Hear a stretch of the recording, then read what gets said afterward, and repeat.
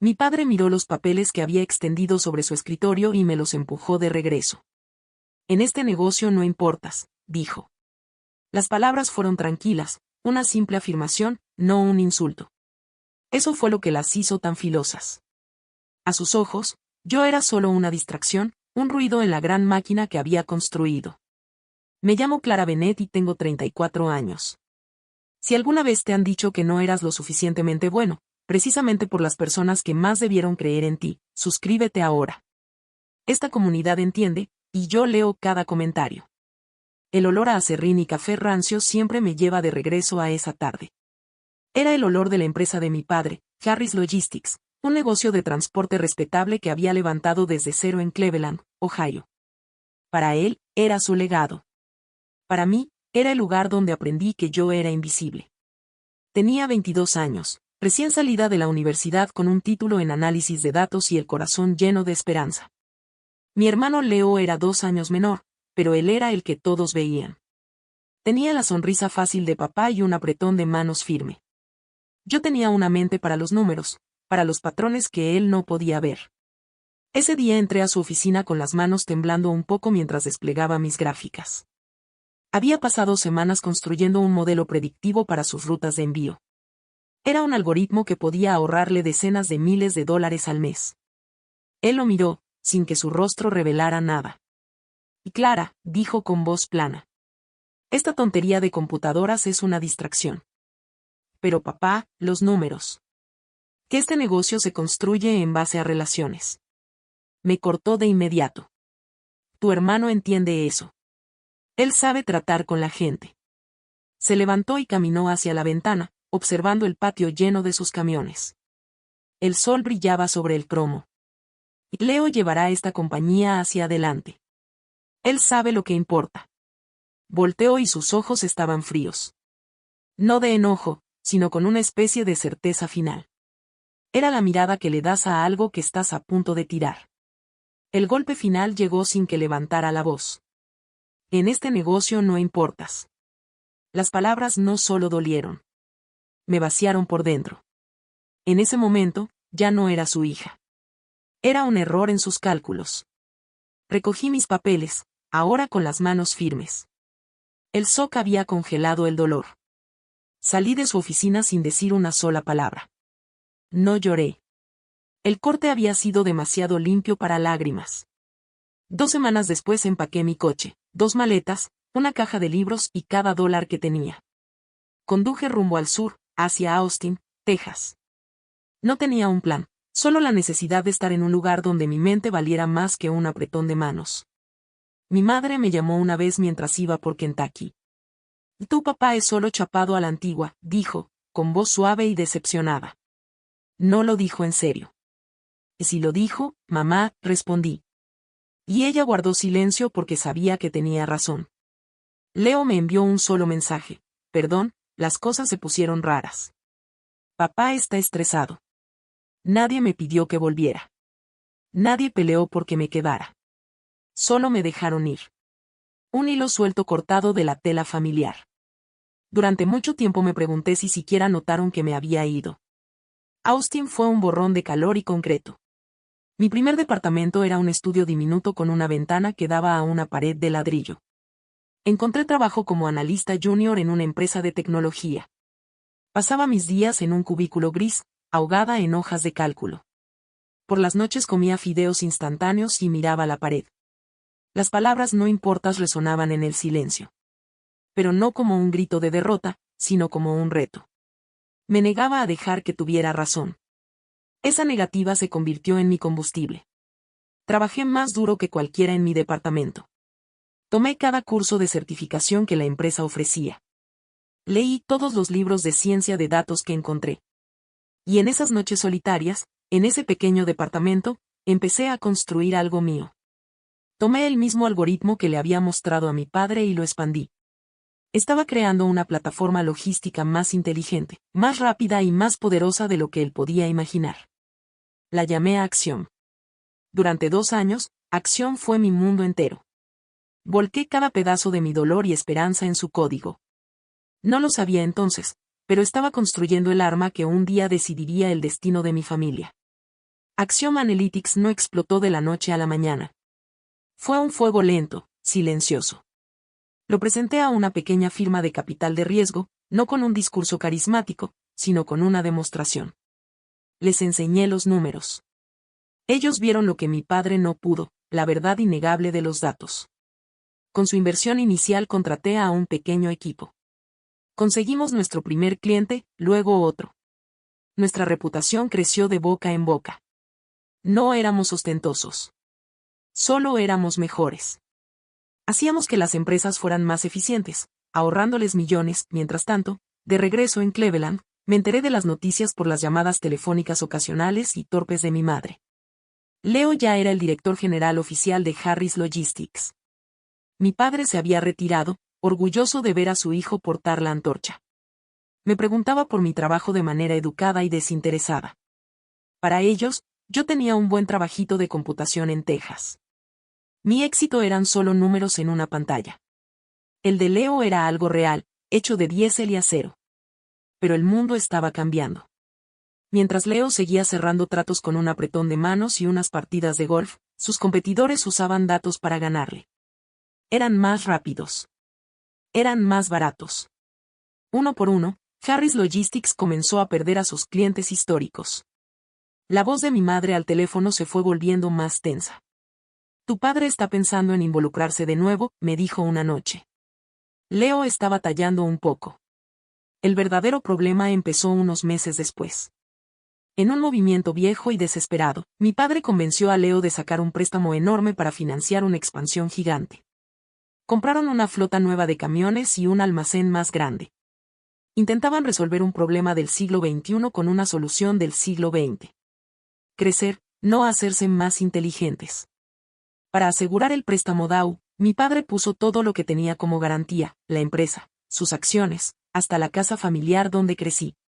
Fue una apuesta final y orgullosa por la forma en que solían ser las cosas.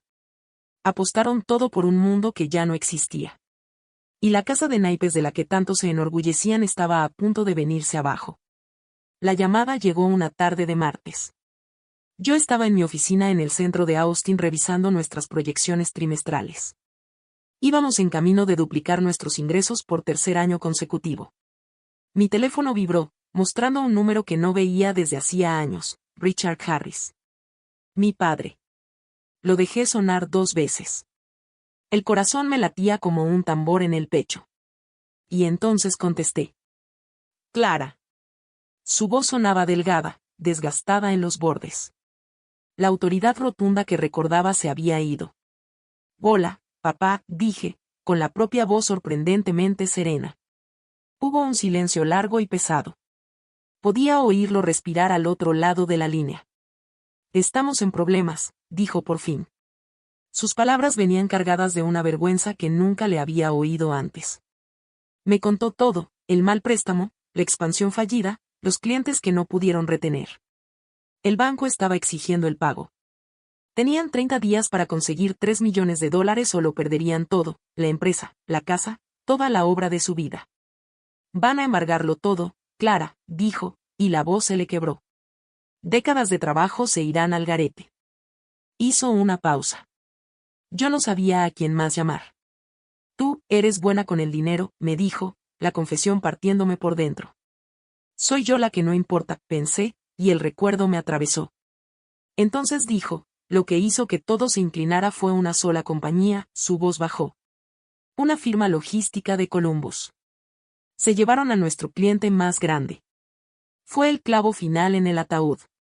Fueron demasiado rápidos, demasiado baratos.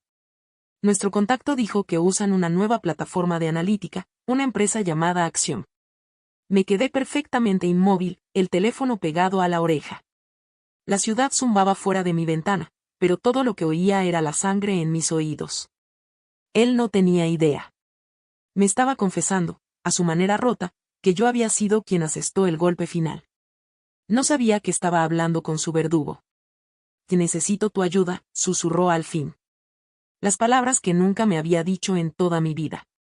Necesito que nos salves. Necesito el dinero, Clara. Tú eres la única que lo tiene. Ahí estaba la admisión de mi éxito, pero solo porque lo necesitaba. No quería una hija. Quería un banco. Por un largo momento no dije nada. El poder de dejarlo caer o de salvarlo estaba completamente en mis manos.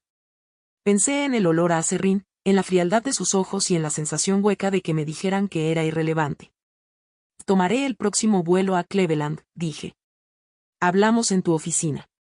La oficina era una cápsula del tiempo, el mismo escritorio pesado de roble, la misma silla de cuero gastado, el mismo tenue olor a café. Lo único que había cambiado era el hombre sentado detrás del escritorio. Mi padre parecía 10 años mayor que la última vez que lo había visto, el orgullo se le había raspado, dejando atrás un miedo crudo y desesperado. Leo estaba sentado en la silla junto al escritorio, mirando al suelo. No podía mirarme. Yo no me senté. Me quedé de pie al otro lado del escritorio, justo donde había estado hace 12 años con mis impresiones rechazadas. Y el banco necesita $3 millones, comenzó mi padre, con la voz rasposa. Si les damos eso, renegociarán los términos. Podemos salvarnos. Le levanté la mano. Dejó de hablar. Conozco los números, dije. Mi voz era calma, clínica. También sé por qué están fracasando. Están manejando esta compañía con nostalgia. Están perdiendo dinero porque valoran el instinto por encima de los datos duros. Leo hizo una mueca. Mi padre se quedó mirando, con el rostro en una máscara de confusión. Axiom Analytics, dije, dejando que las palabras aterrizaran en la habitación en silencio. Esa es mi empresa, papá. Vi cómo la comprensión se encendía en su cara, seguida por una ola de incredulidad y luego por el shock. El color se le fue del rostro. Leo finalmente levantó la vista, con la boca abierta, las piezas encajando. El silencio fue absoluto. Me dijiste que no importaba en este negocio, dije, con la voz firme. Dijiste que mi trabajo era una distracción. Pero mientras tú estabas ocupado dándote la mano, yo estaba construyendo la tecnología que hizo obsoleto tu negocio. La mandíbula de mi padre se movía, pero no salió sonido alguno. Parecía un hombre que acababa de descubrir que el suelo bajo sus pies era una ilusión. De entonces no, dije, suavizando mi voz una fracción. No voy a escribirte un cheque. Darte dinero sería como intentar llenar un cubo con un agujero enorme en el fondo. En un año estarían de vuelta aquí. La desesperación brilló en sus ojos. ¿Así que vas a dejar que todo se queme? Susurró. No, dije. Voy a salvarlo, pero será en mis términos. Deslicé una carpeta sobre la superficie pulida del escritorio. No estaba llena de gráficas. Era una oferta legalmente vinculante. Axiom está adquiriendo Harris Logistics, anuncié. Absorberemos sus activos y su deuda. El banco será pagado en su totalidad al final de la semana. La empresa sobrevivirá. El nombre Harris sobrevivirá. Leo por fin encontró la voz. ¿Nos vas a comprar? ¿Qué significa eso para nosotros? Preguntó. Lo miré. Parecía un niño asustado. Significa que ya no dirigirás la compañía. Tendrás un nuevo título, jefe de relaciones con clientes. Es para lo que eres bueno. Responderás a un nuevo director de operaciones que nombraré la próxima semana. Luego miré a mi padre. Y tú, dije, renunciarás por completo. Cederás tus acciones de control a mi nombre, con efecto inmediato. Tendrás una jubilación cómoda. La casa estará a salvo, pero ya no tendrás voz en las operaciones de esta empresa nunca más. No era una tabla de salvación. Era un golpe de estado. Estaba salvando su legado quitándoselo pieza por pieza. Él miró de los papeles a mi cara, buscando algo. Quizá la hija que recordaba, la que simplemente le habría dado el dinero. Ya no estaba. Tenía dos opciones, perderlo todo ante el banco o entregar la obra de su vida al hijo que había apartado. Tomó un bolígrafo. La mano le tembló apenas. Y luego firmó. Una semana después, estaba sentada detrás de ese mismo escritorio de roble. Mi laptop estaba abierta, la pantalla brillando con los flujos de datos de Harris Logistics. La compañía era un desastre, una hermosa máquina rota, pero yo sabía exactamente cómo arreglarla. Leo había aceptado su nuevo puesto con una humildad tranquila que me sorprendió. Mi padre estaba en casa. No me había hablado desde que firmó los papeles. Mi madre llamó una vez, con la voz pequeña. ¿Estás bien, Clara?, preguntó. Estoy bien, mamá, respondí. La empresa también va a estar bien. Sentada en la silla que él había ocupado por 40 años, no sentí una oleada de victoria. No sentí ira ni siquiera satisfacción. Solo sentí calma. El hueco en mi pecho, esa cavidad que sus palabras habían tallado hace tanto tiempo, por fin había desaparecido. No había destruido a mi padre. Simplemente le había mostrado la verdad. Importaba.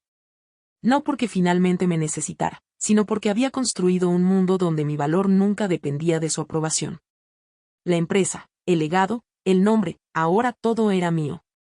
No solo lo había salvado. Lo había reclamado. Si alguna vez tuviste que probar tu valía frente a quienes dudaban de ti, suscríbete y cuéntame tu historia en los comentarios.